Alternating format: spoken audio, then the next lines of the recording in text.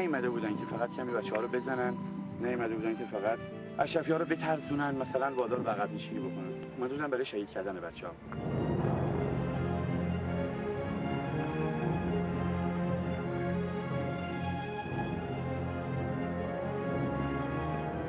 صحنه اینطوری بود که تند و تند به سر و صورت این و اون می‌زدن با همون چوب محکم و میافتاد، ولی هیچ وقت اون صحنه جلو این ماشینا خالی نمی‌شد.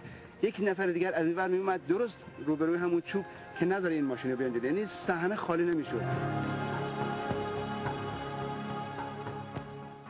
اینه که دیدن لودر ما داره ممانعت ایجاد میکنه از ورودشون، شروع کردن راننده لودر رو زدن با سنگ و چوب و به طرز وحشی. این نقطه بود که 3-4 تا از بچه‌مون پریدن بالای لودر. علی جعفرپور بود و ناصر که فامیلش تو ذهنم نیست و حمیدرضا صنوبری و البرز غفاری. اینا 4 نفر شدن محافظ راننده لودر. هیچ جا تو دستشون نداشتن، فقط با دست و سپری کردن خودشون این سنگایی که به سمت راننده میومد سعی می‌کردن که بخوره به خودشون ولی به راننده نخوره، تا راننده لودر ما بتونه این ممانعت رو ایجاد کنه. صحنه که فقط من واقعا میخواستم بگم این که سبقت گرفتن در دفاع از شهر شرف، در دفاع از خونه مریم، واقعا توی مجاهدین موج میزد، به خصوص تو بخش جوان سالم. اصلا این بچه ها قابل کنترل نبودن، مستمر خودشون جلو پرتاب میکردن، شعار میدادن. اصلا یه شروع شطوری تو این بچه ها با وجود اومد که اصلا من قابل تصور نبود. از هم دیگه مستمرا سبقت میگرفتن، انگار که میخواست هرچی بیشتر مجاهدی خودشو، اون مظلومیت و حقانیت خودشو نشون بده به بیرون خودش.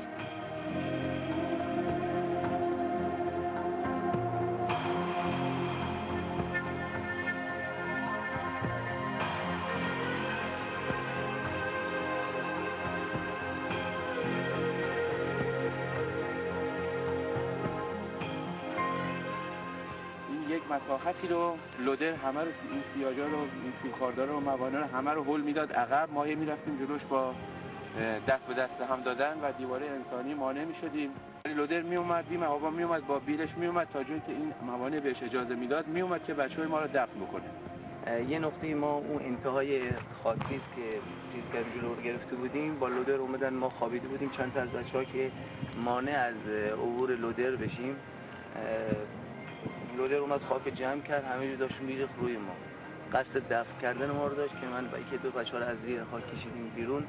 من خودم درست روبروی ناخن سمت راست لودر بودم، یعنی ناخن داشت میومد صاف بیاد تو شکم من خودم رو کنار کشیدم، اما دو تا مجاهدی که اون طرف بین آیفا و لودر در حال پرس شدن بودن، اینا فرصت نکردن که خودشونو بکشن پایین و موندن بین ناخن لودر. من خودم دیدم یکی ناخن وسط لودر تقریبا 20 سانت رفته بود تو شکم یکی از بچه‌ها که خوشبختانه چون پشتش این دیواره آیفا نبود، دیواره آیفا بالاتر بود، شهید نشد. ولی من فکر کردم شهید شد. وقتی هم لودر دنده عقب گرفت، نفر افتاد چشماش سفید رفت. ما برداشتیم سریع کشیدیمش بیرون، ولی اینقدر این راننده لودر اینقدر بی‌رحم بود، ما فکر نمی‌کردیم اصلا چنین انسانی توی زمین وجود داشته باشه که بیاد با ناخن لودر انسان‌ها رو بین لودر و خودرو بگیره پرس بکنه، یا بخواد اینجا مثلا اون صحنه‌ای که اینجا نزدیک 20-25 تا مجاهد خلق بود خاکو بلند کرده بود که برید اینا رو زنده به گور بکنه.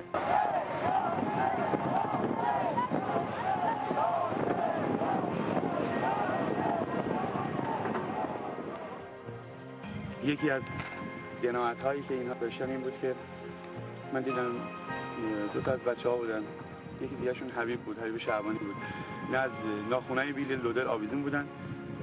اون راننده لودر دیشقی بود که فقط با این نیت، کاملا مشخص بود، با این نیت اومد که یه جیب اون برای خیابون پارک بود که این برادر وقتی دیدیم برادر تو از ناخن لودر آویزونه، فقط داشت این جاده رو طی می‌کرد که بیاره این برادر رو بین خود بیل، بین خود ناخن و پاکت بیل و لودر قرار بده و لهش بکنه تا بتونه اینطوری مثلا به زعم خودش ما رو به عقب نشینی وادار بکنه، که تو لحظه آخر اون بعدا پاشو کشید بالا، بدنش کشید بالا که واقعا اگه این کار نمی‌کرد 2 تیکه میشد، 2 قطعه میشد بدنش.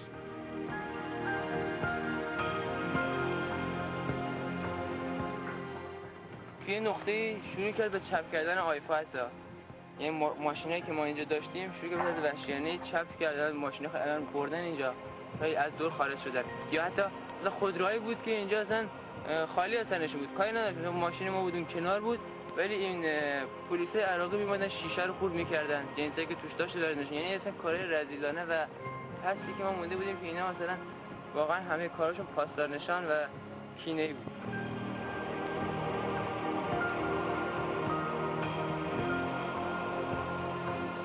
خودم تو این